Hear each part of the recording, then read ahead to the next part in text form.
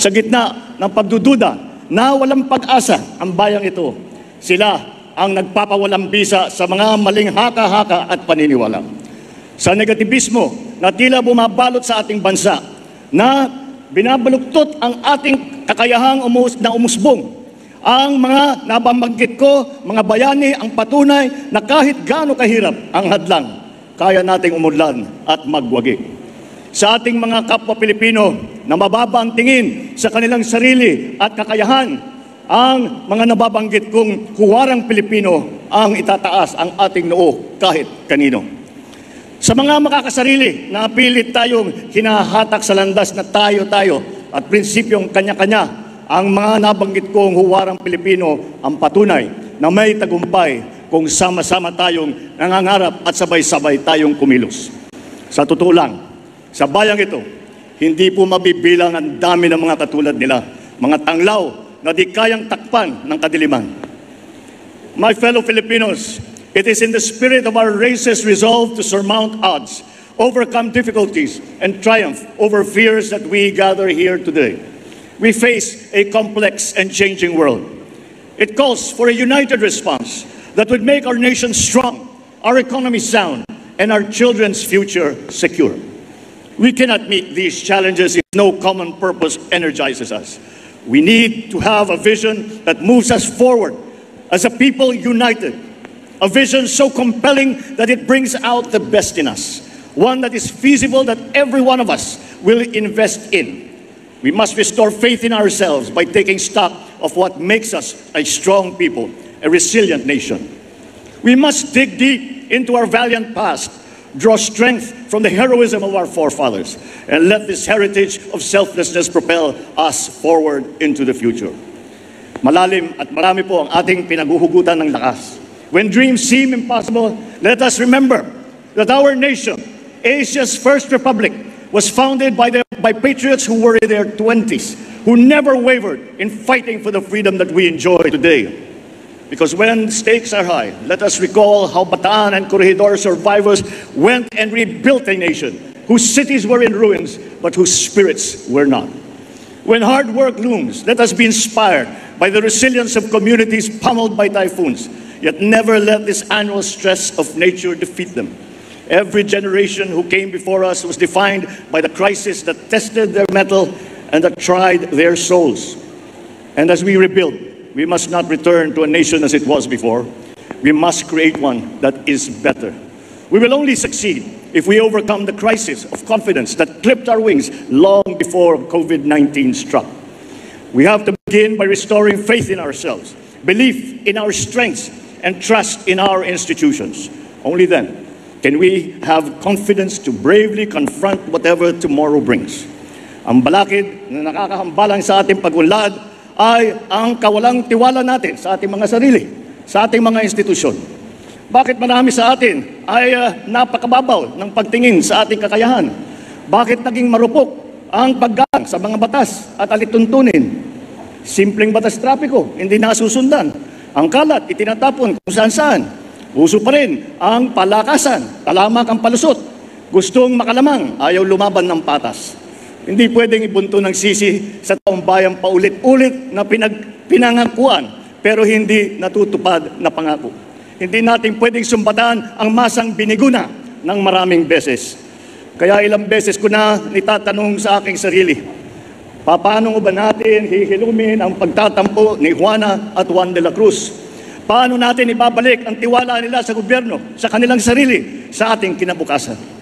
Paano ba natin bubuhayin ang pananalig nila na kaya natin ang mga hamong parating? I believe that to win that trust, the government must show in deeds, not in words, that it is deserving of that trust. Government must lead by example, not by empty exhortation, but in ways that inspire confidence to our people, so they too will believe that the greatness they deserve is at hand. It must present an agenda for the future, with clear benefits for our people. For only by providing clarity will they invest in it. We must craft a blueprint for progress, a plan that inspires hope and promises change, because without one, we will be inflicting the old and outmoded views on our people, denying them the benefits that innovation and that empowerment will bring. We now have that plan. The Philippine Development Plan of 2023 to 2023. Binalangkas ito ng lahat ng mga departamento ng ating gobyerno. Nagtoka ng mga gawain, nagkasa sa bawat sektor, sa bawat sulok ng ating bansa upang sama-sama tayong bumangon muli. It enumerates the sectors to which funds should be channeled. What nurturing policies must be planted so that these can contribute to the overall growth that we desire. It lists the infrastructure which we are building better and more. It paints the ideal human development index that we are all working to achieve. Ang Philippine Development Plan, yan ang isa sa mga batayang dokumento kung saan hinangok ang bagong Pilipinas, our brand of governance. Ang bagong Pilipinas ay hindi slogan na basta lang binigkas o bumper sticker na kung saan na lang ikinakabit na ibiniburda sa damit. Ang layunin ng bagong Pilipinas ay maglatag ng mga mithiin na dapat natin makamtan para sa kinabukasan ng ating bayan. Tapos na ang patsi-patsi na plano na iiba-iba na ang nangyayari lang ay nagkakawatak-watak tayo. It is time for bold thinking, accompanied by the strong will to execute it. As I have said many times, the mandate of the people should be devoted to achieving the grand, not wasted on the petty. I will not squander the sovereign people's trust by marching and grunting loudly, but staying only in place, when what you want is to surge forward, bereft of drama. Bagong Pilipinas is not a political game plan that caters to a privileged few. It is a master plan for genuine development, the benefits of all our people. Bagong Pilipinas serves no narrow political interests. It serves the people. Bagong Pilipinas is not a new partisan coalition in disguise. It is a set of ideals that all us Filipinos, regardless of political creed or religion or wealth, can coalesce around. Bagong Pilipinas is addressed to all government officials and employees and citizens of this country.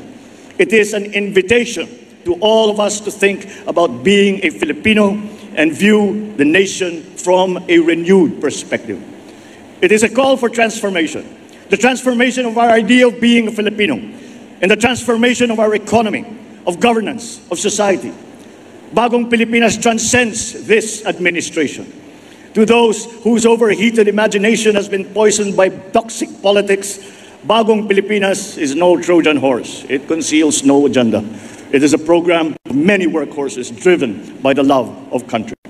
The sweeping vision that it brings will not automatically come to fruition. It will require for all of us to work very hard. Such is not the assigned task of government alone, but it is the duty of every Filipino. This is not a plan drafted in isolation by those who govern. This is a plan drawn from the inputs of the sovereign. As such, it can only succeed with the people's participation. It can only succeed if the government will demonstrate the fortitude to do the hard work. And for this, I pledge, government will neither ask the people for sacrifices it will not exact first upon itself, nor impose a burden that is heavier than what people can carry. Sa bagong Pilipinas, ang pagbabago ay nagsisimula sa pamahalaan. While power emanates from the people, change must begin from government. Kaya naman, ito ang aking mga mahigpit na tagubilin sa mga kawani ng gobyerno. Una, bawal ang tamad at makupad sa pamahalaan. Walang puwang ang mga mabagal at sagabal sa serbisyo publiko. Services must be fast. Projects must be completed on time. Deadlines must be met per schedule. Distress calls must be responded to without delay. In whatever government office, red tape must be replaced with a red carpet. At saka palitan na ninyo yung sungit ninyo, palitan na ninyo ng ngiti. Complex requirements and the processing time must be reduced. Pangalawa, bawal ang mga hindi tapat at nangungulumbat. Kapag pera ng bayan ang nawala dahil sa katiwalian, ang mga taong paglalaanan sana ng pondong naglaho ay nananakawan. Sa bagong Pilipinas, bawal ang waldas. Ang paghahanda, lalo na ang paggugol ng budget ng bayan ay bukas sa publiko at hindi kinukubli. Walang parte nito ang kinukupit o sinusubi. Pangatlo, bawal ang mga pang-api at naghahari-harian. You are servants of the people, not their lords. Huwag nating pahirapan ang taong bayan, bagkus suklian ang kanilang tiwala ng magalang na panunungkulan. So let me reiterate this. Feedback is essential to government. Without it, mistakes cannot be corrected. Bad behavior cannot be sanctioned. Best practices cannot be learned, and good deeds cannot be commended. Sa bagong Pilipinas, ang masama ay ireklamo, ang mabuti ay irekomenda. Ngunit ang mga papuri at puna ay hindi dapat hintayin kumatok na lang sa ating mga opisina. Obligasyon natin na nasa gobyerno na hanapin ito. Kailangan natin bumaba sa masa upang tignan ang kanilang kalagayan at alamin ang kanilang hinaing. Huwag iasa ang pagpisil sa kanilang pulso sa mga report lamang. Tapos na ang panahon ng pagkukuyakoy sa loob ng mga tanggapan ng gobyerno. Halimbawa, imbis na suriin ang isang suliranin sa walang katapusan baliktatan ng mga tao sa gobyerno, bakit hindi lang magkaroon ng konsultasyon sa mga naapektuhan? Sa bagong Pilipinas, ang mga mamamayan ay dapat ligtas. Ligtas sa krimen, ligtas sa kalamidad. Sa mga pulis, ating mga bumbero, tiyakin ninyo na agarang pagresponde sa bawat tawag at sumbong. Ngunit, ang pinakamahalagang dapat bawasan ay ang dami ng tawag at sumbong sapagkat nangangahulugan ito na bumababa na ang bilang ng krimen. Ang inyong sigasig ay susuklian natin ng suporta of ample resources to move, to communicate, and to solve the problems that we are faced with, including tools to prevent a different kind of stealing. When contents of e-wallets are picked by cyber criminals, when their dirty hands reach our children through computer screens, we will boost the defenses of our people and communities against calamities. More than paying tribute to their resilience, we must provide them with resources. Sa bagong Pilipinas, una ang kabataan dahil prioridad ang kanilang kinabukasan. Pangangalaga sa kalikasan ang pangunahin nilang pagkakabalahan. The reforms that we envision for our educational system should be showcased in our classrooms. The gist of which is this: a learner with books on their table, a well-trained, highly motivated, well-paid teacher in front of them, teaching a curriculum carefully created to our needs under a setting wired to the digital world. Sa gitna nito, ang sentro ng ating pagsisikap. Isang batang natututo. To learners who are hungry, we will provide meals because one cannot feed the mind habang umuugong ang kanilang mga tiyan. Through Bagong Pilipinas, we will meet our greatest obligation to our youth, to mold them into critical thinkers, problem solvers, and visionaries for their country. Panahon na rin upang bayaran ang ating utang sa mga magsasaka at mangingisda. Those who feed the nation, but ironically cannot feed their own family. Nagbabadya ang El Nino, ngunit babahain natin ang agrikultura ng mga programang nababawas na perwisyong dulot nito. Sisiguraduhin natin na hindi malulunod ang mga pinagpaguran ng ating mga kababayan sa kanayunan. We are expanding our irrigable lands. We are increasing farm support across the board for all crops. We are incentivizing urban gardening, including turning idle lands into vegetable plots. We will no longer tolerate smuggled food that impoverishes our domestic producers and puts our consumers at risk. The ultimate objective is to make food affordable to all. And one way to achieve this is to make it accessible to consumers. We are addressing trading and transport bottlenecks. Itinigil din natin ang katotohanan sa pagkokotong sa daan at sa pantalan sapagkat ang tong ay nagiging presyong ipinapatong sa mga mamimili. Sa mga barangay, ang kaayusan at kalinisan ay gawin nating tuloy-tuloy.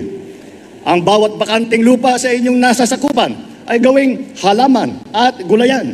Sa mga barangay at SK official, maging modelo kayo ng isang tunay na mabuting mamamayan.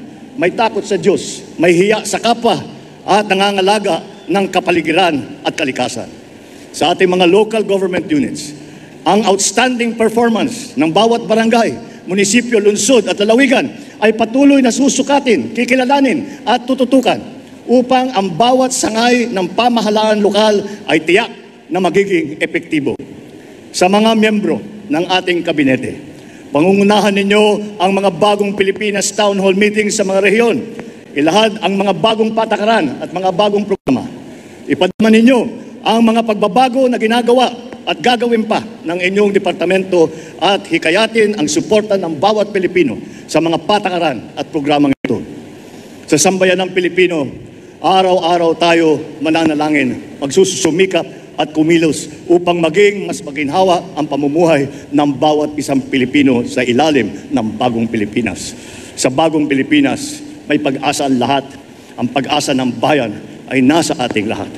Mabuhay ang bawat Pilipino, mabuhay ang Pilipinas, mabuhay ang bagong Pilipinas! Wala akong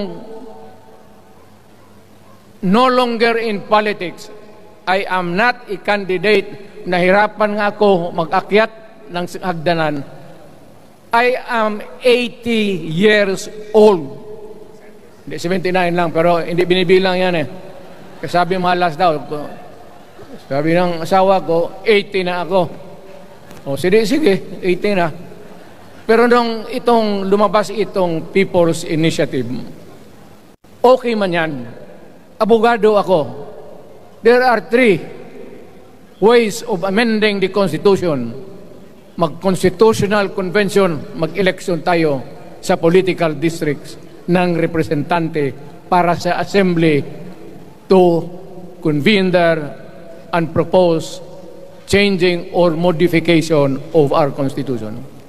Itong People's Initiative, pati itong Congress, they would convert the Congress into a constituent body and propose the Constitution. Alin man dyan sa lahat, it will be submitted to the people for ratification. Ang problema dito, ako, Mr. President, Ma'am Lisa Araneta Marcos, hindi ninyo ako kalaban. Wala akong sinasabi ng masama. Hindi lang ako makakampanya noon. Alam mo, iniiwasan ko ito. Itong panahon na ito talaga ang iniwasan ko kasi mapipilitan ako ngayon magsalita laban ng mga tao sa gobyerno. Alam mo, Mr. President, hindi ako maghingi ng tawad. Kagawan mo yan eh. It is your responsibilities sa sarili mo. What you do in this world binds you. Iyo yan. Huwag mong sisihin ang ibang tao kasi sarili mong utak at katawan yan. Nung ako'y mayor, pinakitaan ako ng evidence ng PDEA. Doon sa listahan, nandoon yung pangalan mo. Ayaw kong sabihin yan kasi magkaibigan tayo. Kung hindi magkaibigan, magkakilala. Eh, ikaw pumapasok kayo ng alanganin. Mr. President, baka susunod ka sa dinaanan ng tatay mo. Diyan ako takot. Ayaw ko mangyari sa iyo yan. Pabor lang ako namang nagmamakaawa kasi it will divide the nation at madugo itong panahon na ito. Alam mo, Mr. President, sabihin ko maya sa tao kung ano ka. Noong unang panahon, hindi tayo puro Bisaya nagkita-kita doon sa Luzon. There was a community of Filipinos. Galing Visayas, galing Ilonggo, galing Waray, galing Mindanao, galing Hulo, galing Lanao, Cebu, Samar, at taas, Pampanga, Apare, nagkita-kita yung mga minuno natin.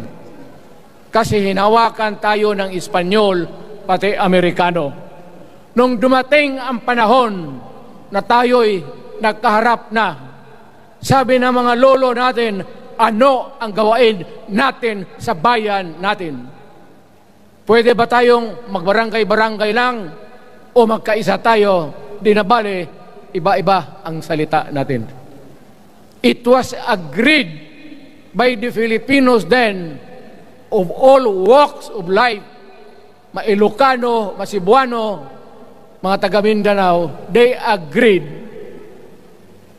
to form a constitution.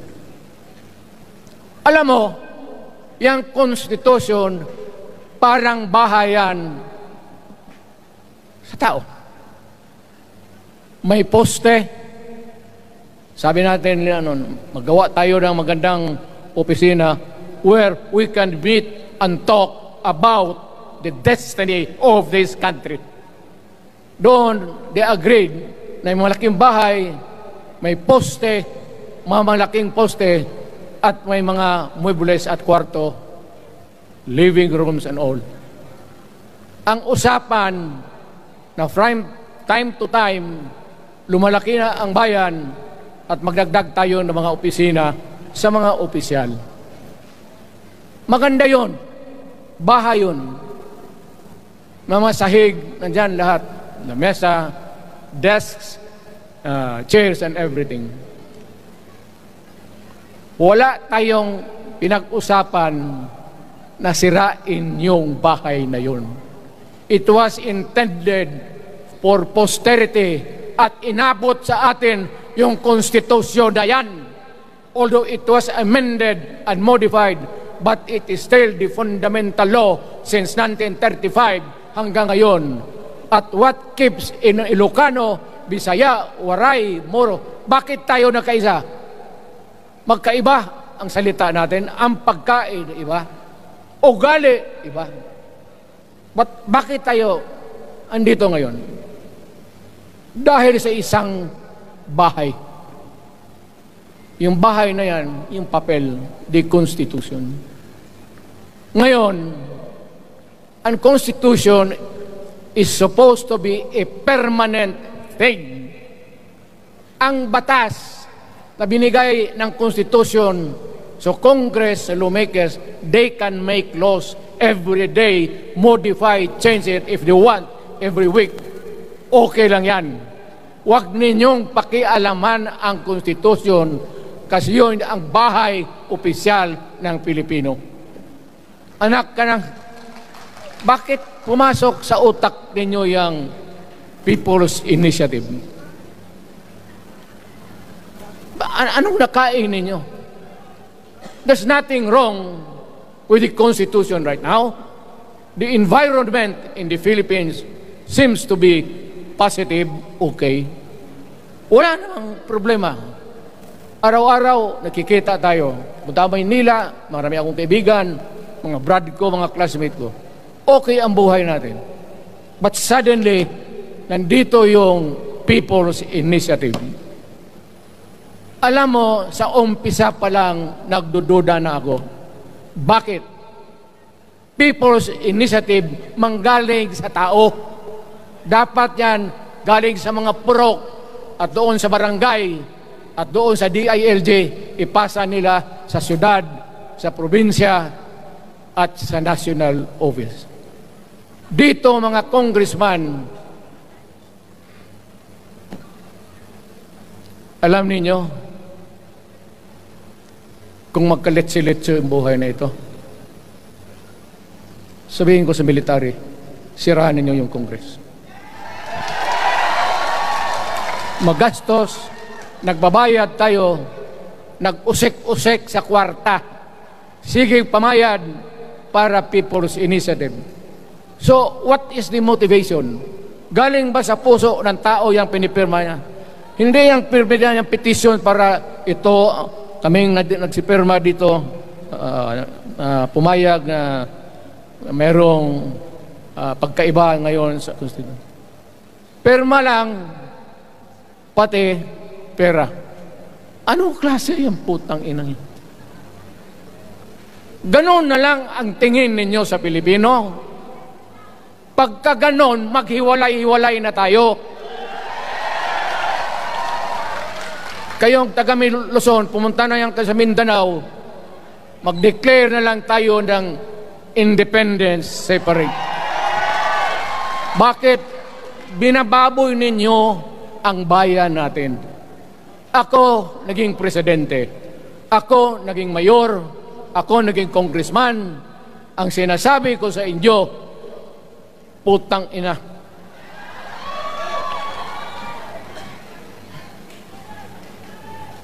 Malinis to?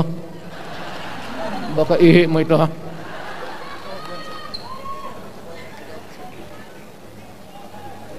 Nakakaubos talaga ng laway itong...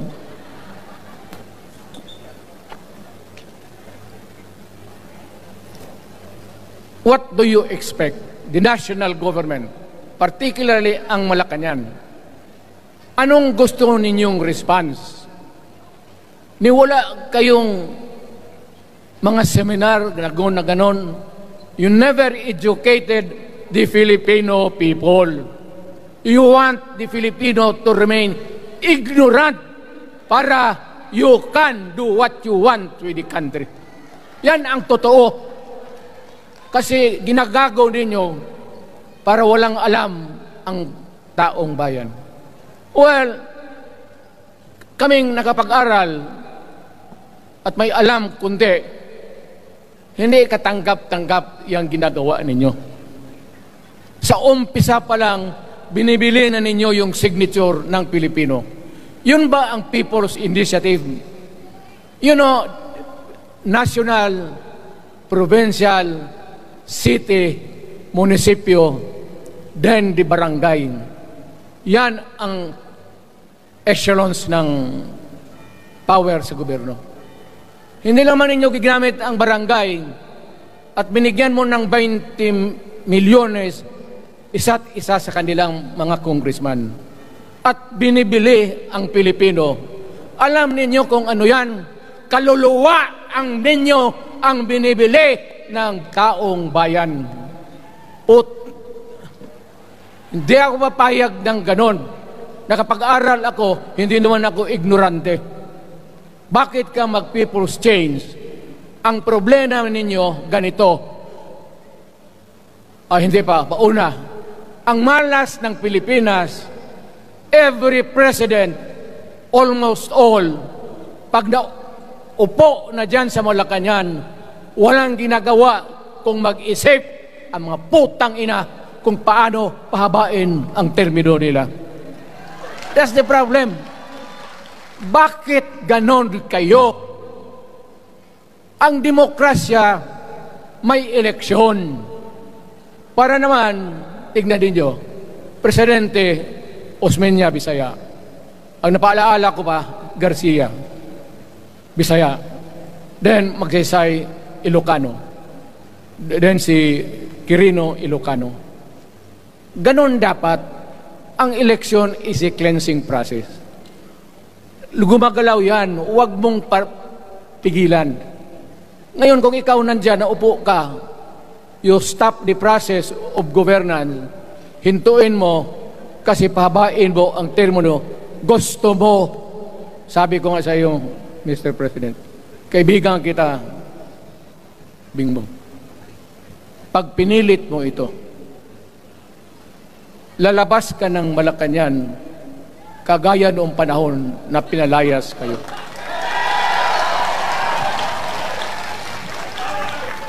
Alam ninyo, kung hindi na talaga ito mapigilan, nandyan ang military pati police, makinig kayo. Pag-aralan ninyo kung ano yung pinapakain nila sa taong bayan. At pagka nakita ninyo kung ano ang mali, you correct it. Nasa inyong kamay na yan. Ganito yung plano. Presidential, tapos parliament. Ang presidential, lahat kayo, ako, ikaw, lahat, hanggang doon, nagboboto, direct vote, to elect a president. Itong parliament, prime minister lang ang magboto, yung mga assembly who are the congressmen now. Putang ina ninyo, wala akong tiwala sa inyo. Wala kayong prinsipyo, bukang pera kayo lahat. Yan ang totoo. Kaya gusto ko, pag nagka-letse-letse nga, pumasok ang military, palitan ninyo lahat. Arestuhin ninyo kasi nagsasayang ng pera at yung ginagastos nila is a fraud, swindling ang ginawa nila. You must account for the wasted money, for the money that you bought the signature of a Filipino. Bribery. Magdasal lang kayo. If by the grace of God, mabalik ako,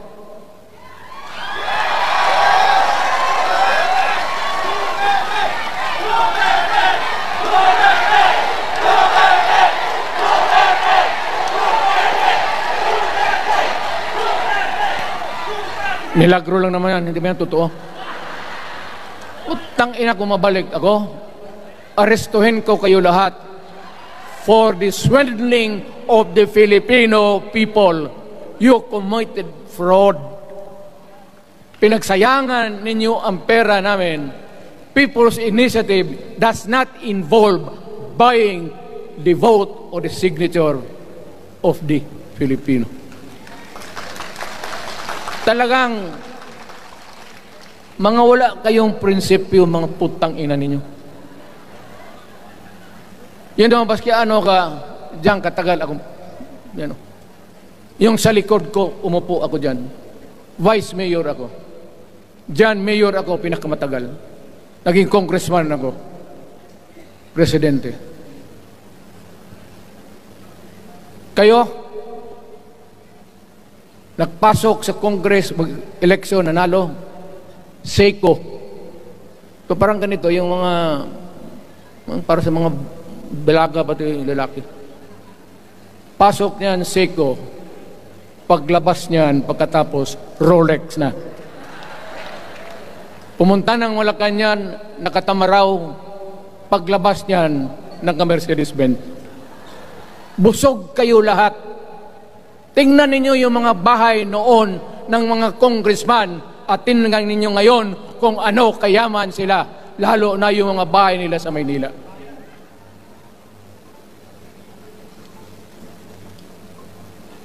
Wala kayong masabi sa akin. Alam mo bakit diretsahan ako magsalita? Ninipahat, wala ako. Paglabas ko sa Malacanang, lipad ako dito. Pumunta ako sa bahay ko para mag-retire. Ayaw ko sanang bumalik.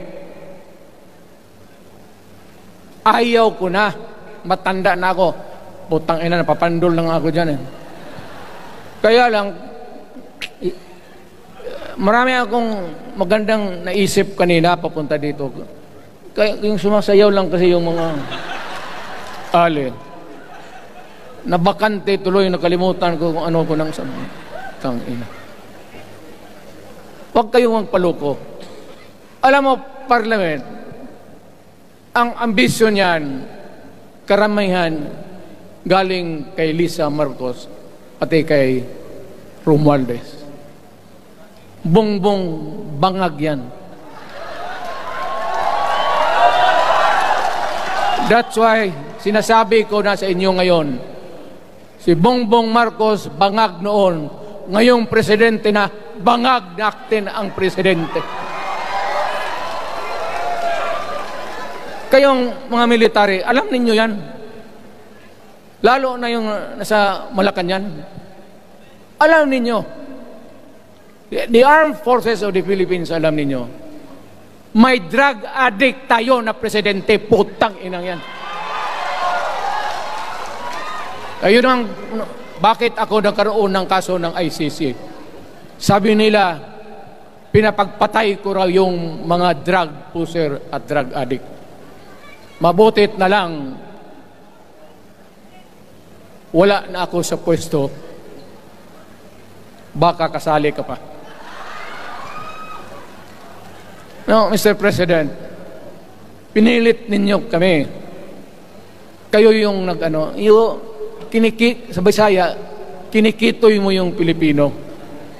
You are testing the waters. Not even. You are, pushing to the limits ang pasensya ng Pilipino. Wag mong gawin yan. Wag mong gawin yan, wag mong ituluyan, kaya magkagulo. Pag hindi namin napilitan kayo sa mga rallies, sa aming mga boses, ang sentimento namin, ako'y sinasabi ko sa military, nag-hemorrhage ang bayan, gastos dito ng gastos doon. Tapos kung mag-speech, ang pinag-usapan ang putang inang pobreng Pilipino. Gastos dito, gastos doon. Mga military, maawa kayo sa bayan. Pag hindi namin kaya, gawin na ninyo. Gawin ninyo, kawawa ang Pilipinas. Alam mo, Presidente, tapos mag-parliament, tumatakbo ng assemblyman o congressman niyan si Sandro, tapos ipasok nila sa assembly, gawain nilang prime minister. Yan nga ang sakit ng Pilipino. You want to perpetuate yourself in power at the expense ng buhay ng bayan. Mabuti sana kung bright kayo. Kung drug addict ka lang naman at may asawa kang hungry for power, tapos may isa itong taga Leyte, gusto siyang mag-prime minister at gawin niya itong bongbong, diyan ka lang, ako ang bahala. Ceremonial president ka na lang. Ako na ang magpatakbo ng bayan sa parliament. Yan ang plano nila. Yan ang hindi talaga matanggap natin. Kalukuhan niyang putang ina. Huwag kayong, alam mo, bakit ako magkipag-away ng presidente? Marami siyang sundalo. Kaya natin, kayong pumalag, pero there is always a time for everything. May panahon na ikaw ay sikat. Sa ayaw mo at sa hindi, may panahon ka talagang bababa dyan sa Malacanang. Gaano katagal ka man to hang on to the power, that is for God to decide for the nation. Kami, patayin ninyo, wala na akong silbi. Tapos na ako, naging presidente na ako. Nakatikim na ako ng pag-upo ng silya dyan sa Malacanang. Ganoon na lang ang ang alaga ko sa bayan. Alam mo ba, tanungin mo yung lahat ng senador, magbisita sila, isang kanin, isang pork chop, o isda, sabaw. Noong panahon ko, sabi ko, yan lang ang mapakain ko sa inyo. Walang steak kasi mahal yan. Hindi natin pera itong kinakain natin. Yan ang totoo. Magtanong kayo ng taga-Malacan dyan. Hindi ako nang pabibida. Sinabi ko lang, huwag ninyong kalimutan, Mr. President, ang delikadesa. Mahirap yan. Magkaroon tayo ng ngayon, wala naman, yun naman lang ang dapat lang pagpintuhan natin. Huwag kayong pumayag dyan. Binabastos kayo. Anong bakit? Bakit nadalhin tayo sa parliament? Anak ka na. So pag doon, kontrolado na nila, pati yung anak na assured na maging, yan nga ang mahirap eh. Lahat na maging presidente, ang pamilya nila, walang inisip kung hindi paano titira dyan hanggang sa matapos ang panahon. May I remind you, itong election, papalit-palit ito.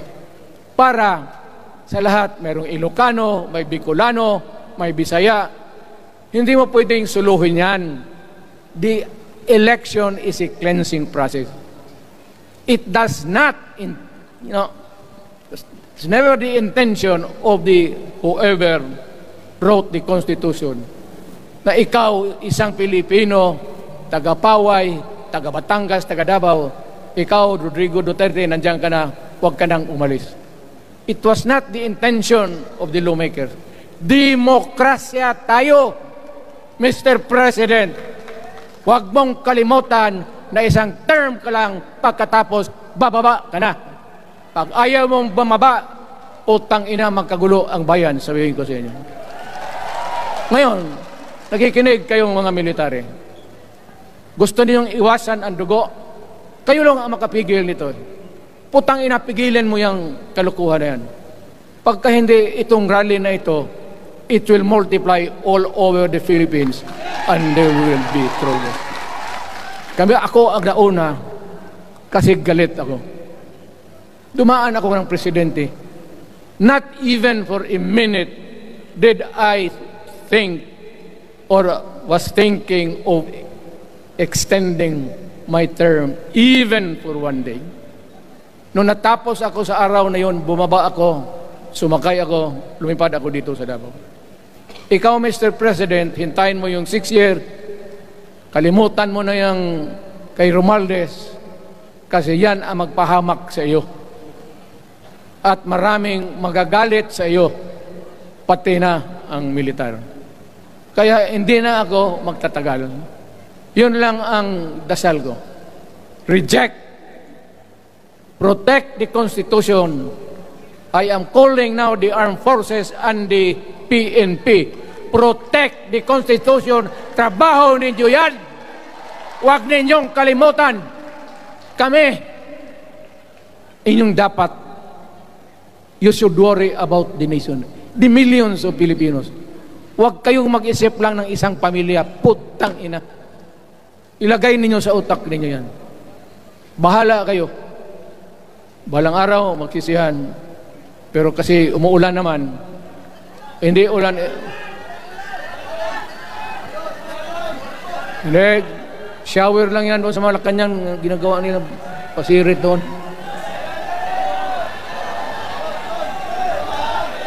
Wala naman rin akong masabi. Kasi hindi man ito eleksyon.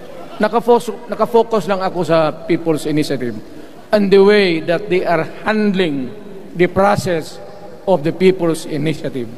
Ang nangyayari ngayon, hindi yan People's Initiative, kung hindi buying the people for their signatures. Pag-umpisa pa lang, bayaran na. At maniwala ka ng konstitusyon, lalabas yan maganda. Kung pirapirahin lang tayo. Balang araw, wala na ako sa buhay. Maybe 10 years, 5 years from now. You might want to change some provision. Yung sabi nila, the usual excuses, economic provisions lang ang aming pakialaman. Putang ina, huwag kayong maniwala dyan sa mga yawa na yan. Puro kasi sinungaling ang mga ulol. Alam mo, pag nagtawag ka ng Constitutional Convention through People's Initiative or when you open the Constitution, hindi mo pwedeng limitahan ang powers na yan. It's unlimited. Kung ano ang gawain nila at kung ano ang utos ng may pera, kung bayaran sila, ipagbili talaga tayo. Ipauhanin na lang ako, naghangi ako ng may mga congressman dito. Ito yung matitino. Nandito si Congressman Alvarez. Pumunta talaga siya. Hindi man kasi niya ako hinayaya. Kapupunta sana ako ng Tagum. Para lang ako galit talaga. Bakit po putang ina? Galit siya. Bakit? Bisaya pa makumutan ko na imong naong. Magharap ka sa akin, ganoon ko yung mukha mo. Bakit bigyan mong problema ang Pilipino? Ano ang kasalanan ng Pilipino at gumagastos kayo, binibili milyon ng milyon, kayong mga congressman, putang ina, istapa yan. Swindling yan. Kaya sabi ko, by a stroke of fate, nabalik ako dyan sa Malacanang, kayong lahat, kagaya ng martial law ng tatay mo, Bongbong, kayong lahat, congressman, nandoon kayo sa krami. Ipasok kayo ng 2 taon para leksyon ninyo. Hindi ka maleksyon ng kalukuhan ninyo. Wala. Hindi pa nga naayos ang ano bang, what's wrong with the Constitution? Tell me, kung hindi yung inyong ambisyon. The real purpose itong constitutional changes sa People's Initiative is really to perpetuate those who are in power. Yan na lang ang ganyan ninyo. Marami akong sabihin, maybe kung patayin nila ako, putukin yung eroplano, wala na tayong magawa. Ngayon kung sino, alam mo na kung sino, yung sa Malacanang, yun ang arestuhin ninyo. Sila nag-umpisa ng kaguluhan ito. Ladies and gentlemen, I am very thankful na nandito kayo, mga Tagalog, Bisaya at Taga-Maynila. And I hope that we will continue to love our country. Magbigay sila ng pera, tanggapin ninyo, pera ninyo yan. Hindi ba ninyo na sa isip ninyo? Bigyan kayo ng 1,100, tanggapin mo, pera ninyo yan. Pati yung sa bulsa nila, kinakain nila, at pinagbili ng bahay kung saan-saan, pera ninyo. So, make sure na bago kayo lumabas lang naman sa mundong ito, may panahon lahat, mamatay tayo.